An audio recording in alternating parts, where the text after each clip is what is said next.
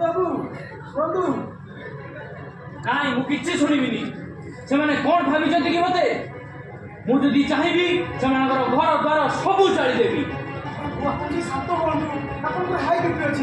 ଆପଣ ସେମାନଙ୍କୁ କ'ଣ ସଫା କରିବେ? ଆପଣ ନିଜେ ସଫା ହେଇଯିବେ। ଏ ଆଖପାଖ 5 ଖଣ୍ଡ ଇଲାକାର ମୁରବୀ ମୁଁ ହରି ପ୍ରଧାନ। କିଏ ଗଲା କିଏ ଆସିଲା କିଏ ବଞ୍ଚିଲା କିଏ ମଲା ସବୁ ମୁଁ ଜାଣେ। ଅଥଚ ଦୁଇଟା ଅଘଟଣ ଘଟିଗଲାଣି ମୁଁ ଜାଣି ନାହିଁ। ଡାକ ସେମାନଙ୍କୁ ବିଚାର ହବ ଆଜି। ଆଜ୍ଞା ଶାନ୍ତି ବିଚାର ହବ କହିଲେ ବାହାରେ କ'ଣ ଠିଆ ହେଇଛ? ଶାନ୍ତ କହିଲେ ତ ଶୁଭୁନି। ଯଦି ସଭା ଆରମ୍ଭ ଯଦି ଆସ।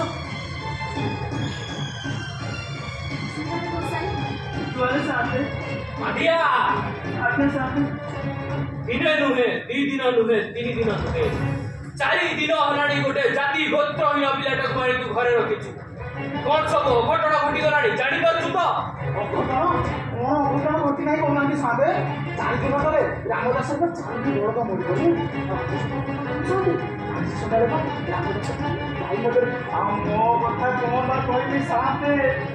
ମୋର ବା କୁକୁଡ଼ା ମାରିରେ ବିଲେଇ ପଶିକି ମୋର 15ଟା କୁକୁଡ଼ା ମାରି ଖାଇଦେଲା ସାବେ। ମାରି ଖାଇଦେଲା ସାବେ। ଶୁଣିଲୁ ତ ମାଧିଆ କ'ଣ ସବୁ ଘଟିଗଲାଣି? ଯଥା ଶୀଘ୍ର ନେଇ ସେ ପିଲାଟାକୁ ଅନାଥାଶ୍ରମରେ ଛାଡ଼ି ଦେଇ ଆସ।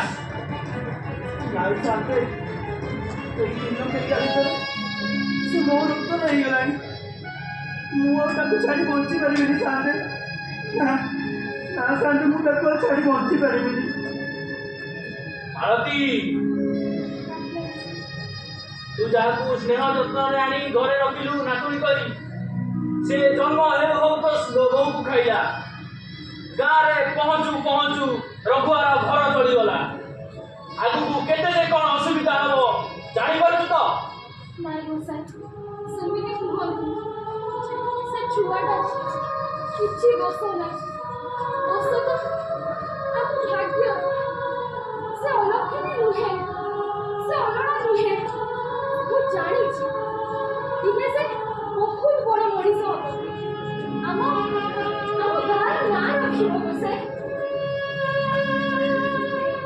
ଯଦି ତୁମେ ଏହା ନ କର ମୁଁ ନିଜେ ନେଇ ସେ 2ଟା ଛୁଆଙ୍କୁ ଅନାଥାଶ୍ରମରେ ଛାଡ଼ି ଦେଇ ଆସିବି। ନାଇଁ ଗୋସାଇ ଏମିତି କୁହନ୍ତୁ। ଏତେ ବଡ଼ ଅଫିସର କରନ୍ତୁ ଗୋସାଇ। ନାଇଁ ସାବେ ତାକୁ ବାହାର କରିଛି। ମୋର ଗୋଡ଼ ଚଳ କରୁଛି ସାବେ। ବିଚାର ବଦଳ ହେଇଯାନ୍ତୁ। ନା ନା ବିଚାର ବଦଳ ହବନି। ସେ ଯାହା କହିଲେ ସେଇ ହବ। ଜୀବନ କଥା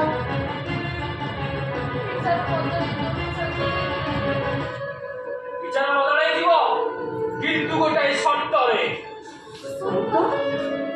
ହଁ ଗାଁ ଠାକୁରାଣୀଙ୍କ ପାଖରେ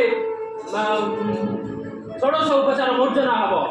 ପୁରୋହିତ ଆସିବେ ଦାନ ଦକ୍ଷିଣା ଦିଆଯିବ। ଏଥିରେ ମୋର 50,000 ଟଙ୍କା ଖର୍ଚ୍ଚ ହବ। ତୁମେ ଦୁହେଁ 25,000 ଟଙ୍କା ଲେଖାଏଁ ଦେବ ନା କ'ଣ କହୁଛ ପରା? ଆଜ୍ଞା ବାବୁ ଆପଣ ଠିକ୍ କହୁଛନ୍ତି।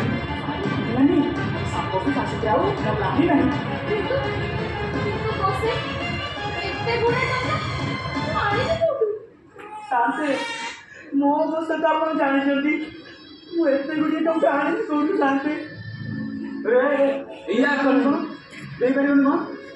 ଯଦି ଦେଇପାରିବନି ବାବୁ ଏତେ ପଇସା ରଖୁଛନ୍ତି କ'ଣ ପାଇଁ? ବାବୁ ଗୋଟେ କରଜ ନେବ। ଧୀରେ ଧୀରେ କରିକି କରଜ ଶୁଝିବ କିନ୍ତୁ ଦବ। ଏଇଆ କଲେ ହିଁ ତୁମେ 2 ଜଣ ମୁକ୍ତି ପାଇବ। ନହେଲେ ମୁଁ ନିଜ ହାତରେ ନେଇ ସେ 2ଟା ଛୁଆଙ୍କୁ ଅନାଥାଶ୍ରମରେ ଛାଡ଼ି ଦେଇ ଆସିବି। ନାଇଁ ନାଇଁ ଗୋସାଇ ସେମିତି କୁହନ୍ତୁ। ସେ ଛୁଆଟାର ଜୀବନ ପାଇଁ ମୁଁ କିଛି ବି କରିପାରିବି।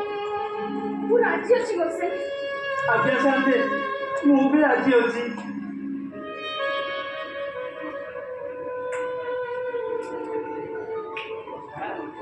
କର